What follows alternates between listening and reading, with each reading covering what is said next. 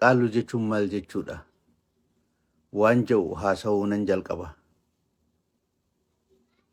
Dhiyaadhaa warra dhuftan dhiyaadhaa.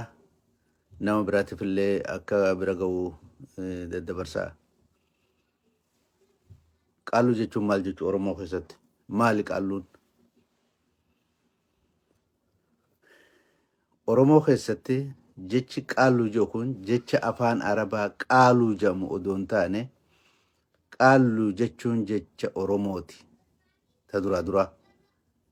Qaaluu jechuun jecha Oromooti malee jecha afaan Arabaa qaaluu jedhanii miti. Warra Arabaa keessa shanyiin qaaluu jedhaniin hin jirtu. Odoo biyya Oromoo hin dhufin duran gosti qaaluu jedhan hin turre.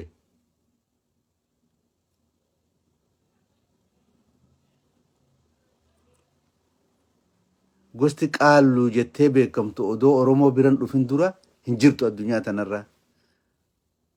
Abbaan fedhe gabbahee asin duras numan dubbadha. Awwaan haasa'u irratti annama waa'ee seenaa qoratu abbaan fedhe dhufee na wajjiin haasa'uu ni danda'a. Miidiyaa fedhe irratti. Qaaluu jechi jedhu jecha Oromooti. Ummanni qaaluu jedhaniinis Oromoodha.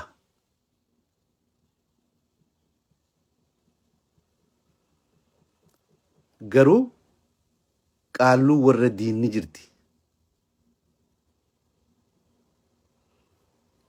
Warri sheekaa shifiinjuu Somaalee keessa ni jira. Har'a wanni haasofnu qaaluu warra diinii fi sheekaash. Wasadeen kanarraan addaan baasee isinii ibsa jechaadha. Ummanni qaaluu jedhan qaalluun ituu beerree hidhabuu jedhama. Beerree hidhabuu jedhaman.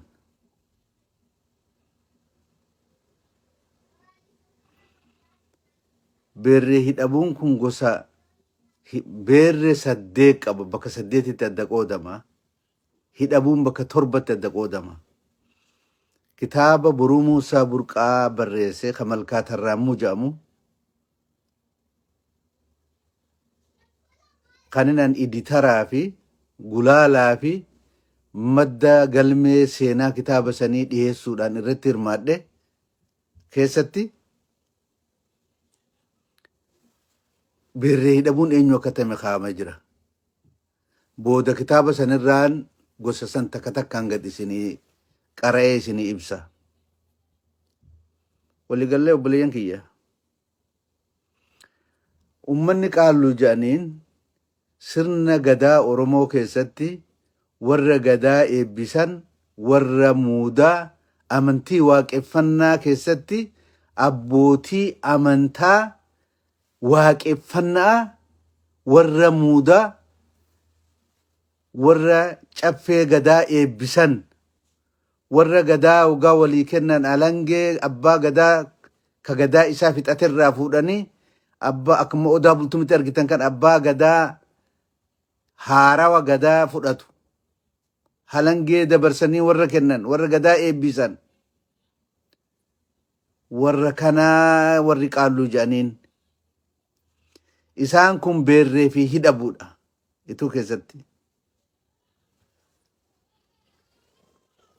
Gosa isaanii boodan tarree takka 2 3 jee isinii lakkaawa. Booda keessa odoo isaan bifa kanaan jiranuu ummanni amantii Islaamaa fide dhufe. Harargee Bahaatii fi Harargee Lixaa keessas ni jiran. Somaalee keessallee ni jiran. Adareel keessallee ni jiran. Hogga dhufan ni salaatan, harka ol qaban, Rabbi kadhatan. Waan amantii waaqeffannaa keessatti qaalluun ituu godhu godha jarri kun. Rabbi kadhatan. Kanaafuu Oromootu qaalluu je'een malee qaalluu miti jarri gaafa dhufu warri diina fide kun warri amantii muslimaa fidanii dhufan kun Oromootu waan isaan dalagan laalee qaalluu isaanii kana fakkaata. Edaa jarri waaqeffataa kunis Rabbi kadhata. sheekotii isaaniiti, abbootii amantii isaaniiti. Kunis jarri halka ol qabeen rabbi kadhata ni salaata.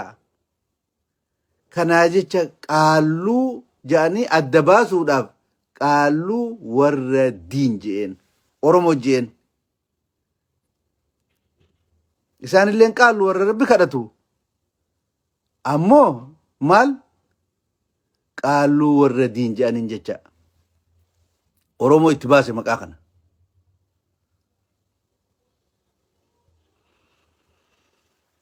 Qaalluu warra diin ta Harargee bahaa jirtuu fi ta Harargee lixaa jirtu garaagarummaa maal qabdi? Beerree hidhabuun isinii meetiin jira booda isaa. Maal akka ta'an beerree hidhabuun isiniif hin lakkaa.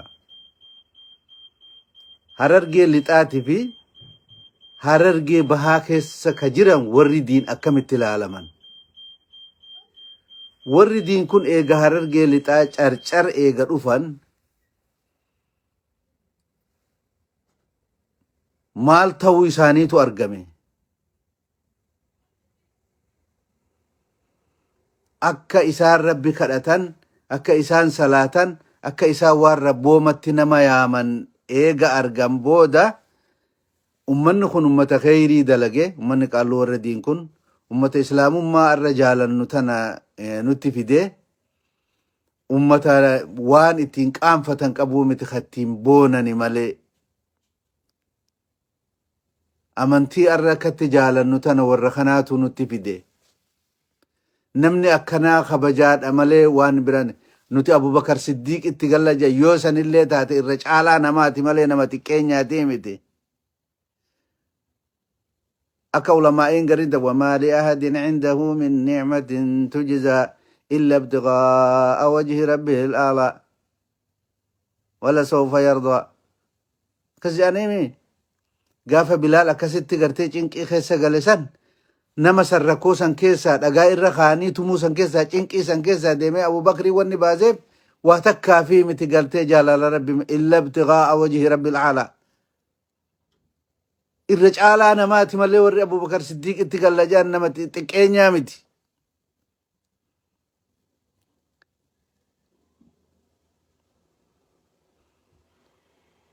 Haa ta'uuti garaagarummaan beerree hidhabuu wajjin qaban kadhalootaati beekamuudha qaba.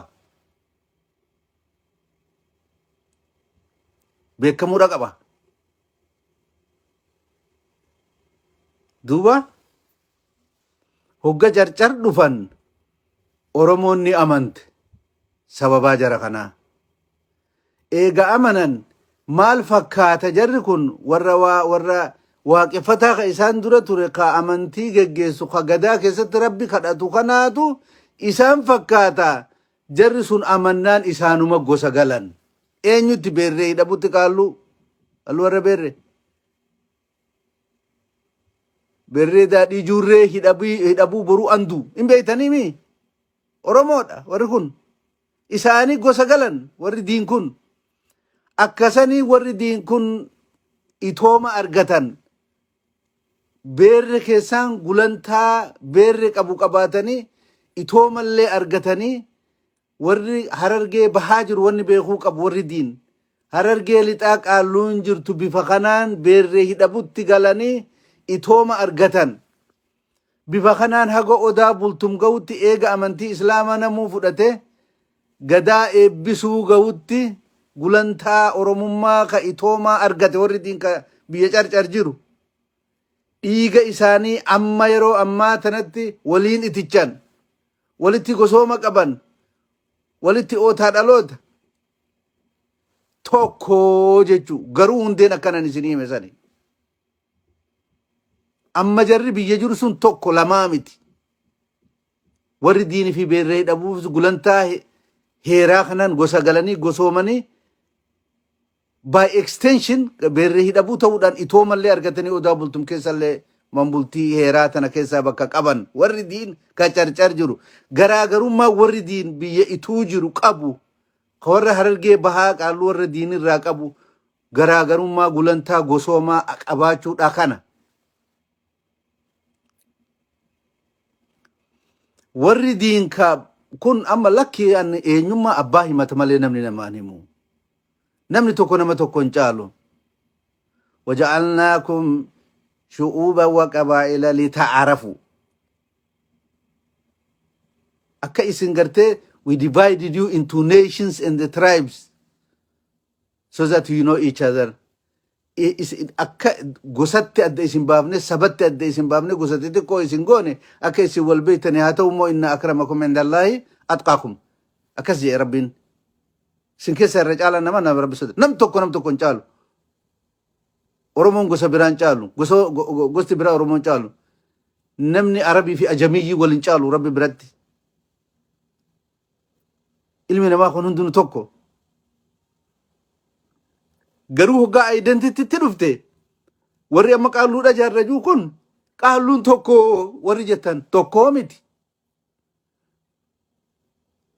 warri sheekaash ni jiran ummanni sheekaash sun isaanis warra qaalluu warra diin kanaan hundeen dhalootaa tokko afaan dubbatanii kun oromoo keessa jira kun afaan somaalee dubbata hundeen dhaloota isaanii tokko akkuma jansan dhugaadha faqi umar irraa dhufne nuti gartee jiizaan saawuz arabiyaa keessaa shanyiin teenya ka achirraa kaatee dhufte warra somaalee jiru nuti tokko qaalluun afrikaa keessaa fi biyya hunda keessatti yes dhugaadha kun adaree keessaa ka jiruleen qaalluun nuti nu tokko warra dhugaa qaalluu warra diin carcar keessa jiru filmaata isaati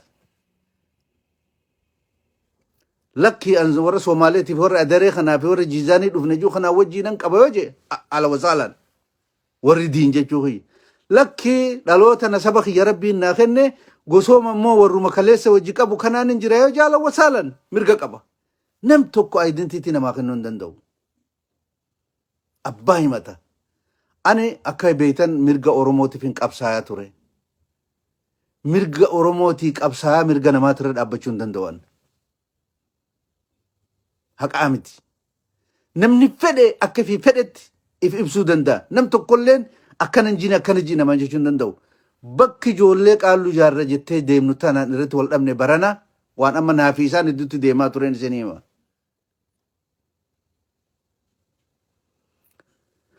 wani naafi isaan idduutti deemaa ture maali qaalluun hunda sheekaashii fi warri hunda hunoo biyyi teenyallee raasoodha raasoo jechuun Ogaaden keessa jirti biyya takka onni qaalluudha raasoo kanaafuu alaabaa Somaalee takka tolchanii jiizaan irraa dhufne nuti araba nuti oromoo simiti itullee miti jedhanii baasan ijoollee gad dhaabbadha naman dhagayan qaalluun takka maqaa qaalluu jedhuma kana namni qabatee biyya oromoo dhufe hin jiru qaaluu jechuu jecha arabaa miti qaalluu jechuun boorana keessa hin jira biyya kun macaatuu lama keessa hin jira qaalluu jechuun jecha oromooti malee jecha arabaatii miti qaalluu jechuun nama eebbisu nama kabajaa qabu jechuudha gosti sun ammoo beerree hidhabuudha ituu keessatti kanatti aansee kitaaba sanin fidee isinii dubbisaa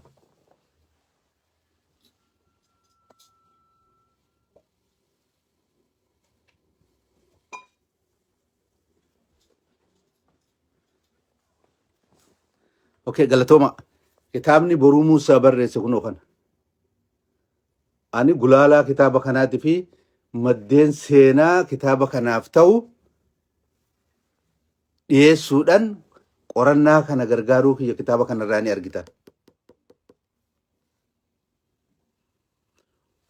akkaataa kitaaba kana gubbatti ibsamen isinii dubbisaa na dhaggeeffadhaa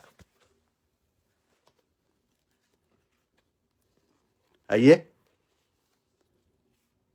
beerre hidhabu isinii je'eetin jira reefu beerre eenyu beerre 8 isinii je'eetin jira dhaggeeffadhaa ilmaan oromoo namni harargee keessaa hin dhufinis kutaa oromiyaa hunda keessaa namni dhuftan muslimni kiristaanni waaqeffataan ilmaan oromoo hundi dhaggeeffadhaa ulamaa'iin ummata keenyaa hundinuu dhaggeeffadhaa abbaa ifima bakka irraa dhufan jarri nu ifimee miti jiizaan irraa dhufne nuti faqi umari biyyi teenya raasoodha Ogaaden keessaa san alaabaan teenyallee tana jedhanii alaabaa Somaalee kaatanii isin himanimi gartan sooshaal miidiyaa irratti nuti immoo an beerre waan taane isinitti hima dhaggeeffadha abbaa himata identity dhagaa beerre jechuun gosa saddee qaba. Hangafni areero, itti aanee bonayya, itti aanee manxe, itti aanee himanu. Warra himanu jechuun wallootti dhageessanime, warra himanu, warra qaalluu, warra dhageessanime. Ilmaan beerre saddeettan kana keessa jira himanuun. Warra himanu dhanqa, iyyeeyya, sibbu, silaalu. Saddeettan kana beerre. Namni akkana jizaan irraa dhufe areeroo bonayya jizaan irraa dhufe jechuun hin dandeessanii? Hin dandamaa kun. Bonayya jizaan irraa dhufe jechuun hin dandeessaa? Sheekaash jechuun hin dandeessaa? It's impossible. Kanaaf naman jaanjessinaa, naman dhamaasinaa. You can stand on your own and claim and reassert your identity, and I support you. Si wajjin hin dhaabbadhaan. Amma itti aanee hidhabuu waan ta'een isin hima. Andu hangafa isaati. Saaluu, noolaa, nooleen isin jaaniin bakka gaditti. Walooyyee, asheetee, goonna, dhalata. Waliigalee jira keenya. Ifaadhaa. Irran deebi'a ammas. Kun beerree hidhabuudha. Annama hedduu jira hiriyoonni kiyya warri qaalluun tokko warri Harargee bahaa jiru kun qaalluu warra diin warri jedhaniin dhugaa kanan beeytan nan beekaa. Quncee muka tokkotti hin qabattuu jette Oromoon. Hoggaa kana fiddan, hoggaa nuti jiizaan irraa dhufne nuti fakkii marii hoggaa jettan. Namni isinii waliin dhaabbatu namni akka keessanii ka jiizaanii dhufe qofa. Biyya Saawuz Arabiyaa jechuudha. Biyya Saawuz Arabiyaa keessa jiizaan karaa Yaman kanatti biyya dhiyaattu natti fakkaata. I don't know. Duba ijoollee teenya namni wallaalli badaadha. Dukkana. Nama wallolchiisa. Waan feetan ta'uu mirga qabdan. Ummanni qaalluu warra diin jedhamu kun 100 plus Oromoodha regardless. Identity isaanii. Regardless. Feete ituu ta'e warra isitti gosa galaa ta'e haa ta'e warra isitti gosa hin galin ta'ini 100% Oromoodha qaalluu warra diin. Ituu wajji jiraatu haa dhiisu.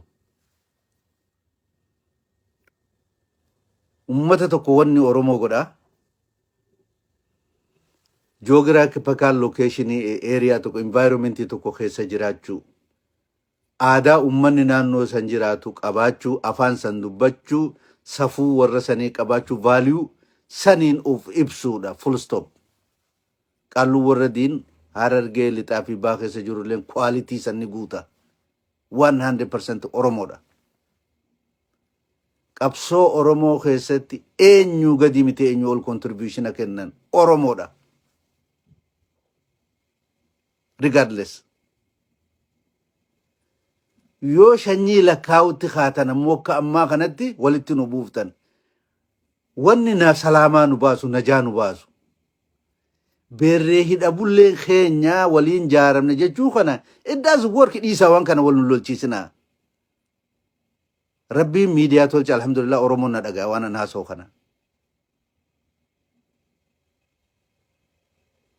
Dhiisaa nama waliin warri wallaalaa gootan guyyaa har'aa kana booda warri wallaalaa waan kana oofaa turtan kunoo isinitti himne dhagaa. Qaalluun ituudhaa beerree hidhabuun sheekaashi fi warra jiizaanii dhufe wajjin hidhata tokkollee hin qaban.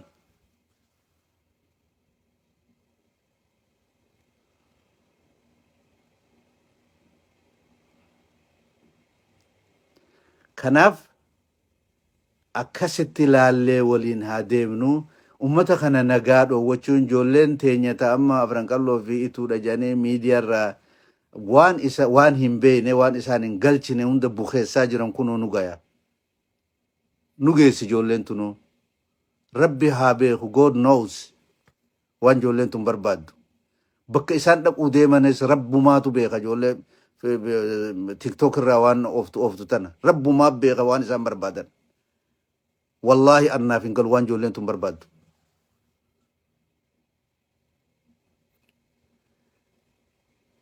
أمو